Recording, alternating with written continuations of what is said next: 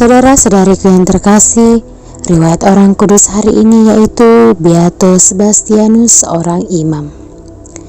Sebastianus berasal dari keluarga yang sangat miskin. Keluarganya sangat mengharapkan agar dia membantu menghidupi keluarganya. Namun, cita-cita untuk menjadi seorang imam lebih menggugah dan menarik hatinya daripada keadaan keluarganya yang serba kekurangan. Ia pun masuk seminari dan mengikuti pendidikan imamat. Banyak sekali tantangan yang ia hadapi selama masa pendidikan, terutama karena ia kurang pandai untuk menangkap semua mata pelajaran yang diajarkan. Ia sendiri sungguh-sungguh insaf dan kelemahannya. Satu-satunya jalan keluar baginya untuk mengatasi kelemahannya dan dengan demikian bisa meraih keberhasilan ialah melipat gandakan usaha belajarnya. Nah, Tuhan berkenan mengaruniakan kepadanya rahmat yang sangat luar biasa, yaitu kemampuan membuat mukjizat. Ia menolak dengan rendah hati jabatan uskup Torino yang ditawarkan. Ia lebih suka menjadi seorang imam biasa di antara umatnya. Tentang hal ini, Sebastianus berkata, "Apa artinya menjadi abdi-abdi Tuhan? Artinya, mengutamakan kepentingan Tuhan daripada kepentingan pribadi. Memajukan karya penyelamatan Allah dan kerajaannya di antara manusia. Semua itu harus dilakukan di tengah-tengah umat. Imannya yang kokoh pada Allah dan kesetiaannya pada panggilan imamat membuat dirinya menjadi terang dan kekuatan bagi sesama manusia, terlebih bagi rekan-rekan imamnya, Satarekat." Ia pun meninggal dunia pada 1740.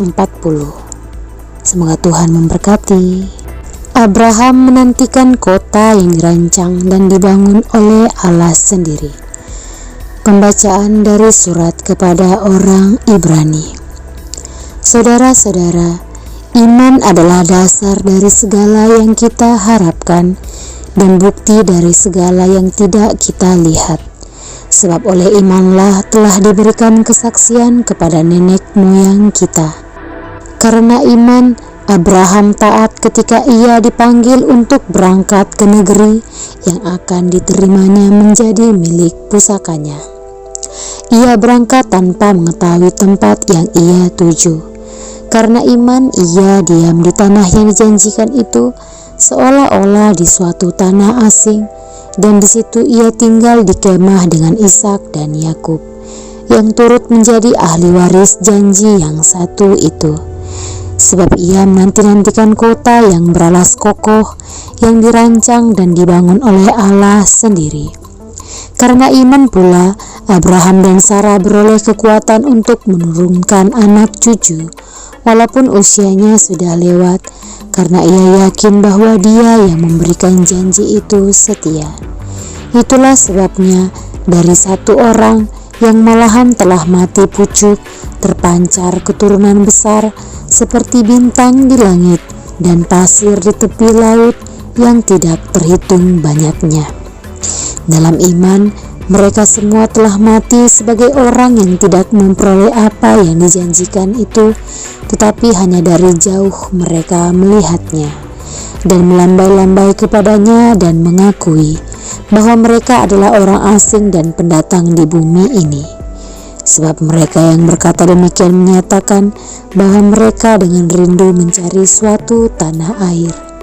Andai kata dalam hal itu mereka ingat akan tanah asal yang telah mereka tinggalkan, maka mereka cukup mempunyai kesempatan untuk pulang ke sana.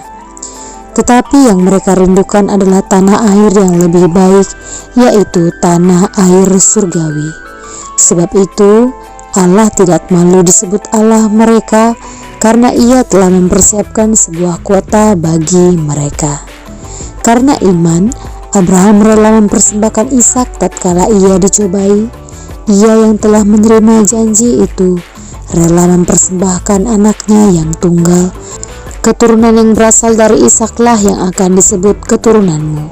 Abraham percaya bahwa Allah berkuasa membangkitkan orang sekalipun mereka sudah mati, dan dari sana ia seakan-akan telah menerimanya kembali.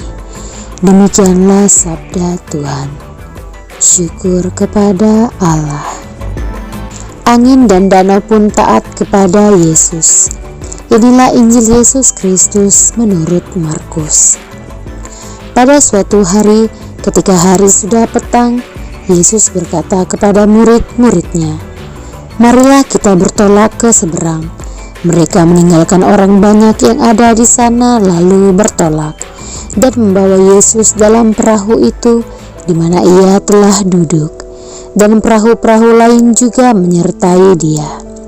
Lalu mengamuklah taufan yang sangat dahsyat dan ombak menyembur masuk ke dalam perahu sehingga perahu itu mulai penuh dengan air. Pada waktu itu Yesus sedang tidur di buritan di sebuah tilam. Maka murid-murid membangunkan Yesus dan berkata kepadanya, "Guru, engkau tidak peduli kalau kita binasa?" Yesus pun bangun, menghardik angin itu dan berkata kepada danau, "Diam, tenanglah." Lalu angin itu reda dan danau pun menjadi teduh sekali. Lalu Yesus berkata kepada murid-muridnya, "Mengapa kamu begitu takut?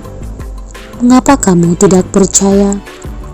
Mereka menjadi sangat takut dan berkata seorang kepada yang lain, "Siapa gerangan orang ini? Angin dan danau pun taat kepadanya." Demikianlah Injil Tuhan. Terpujilah Kristus.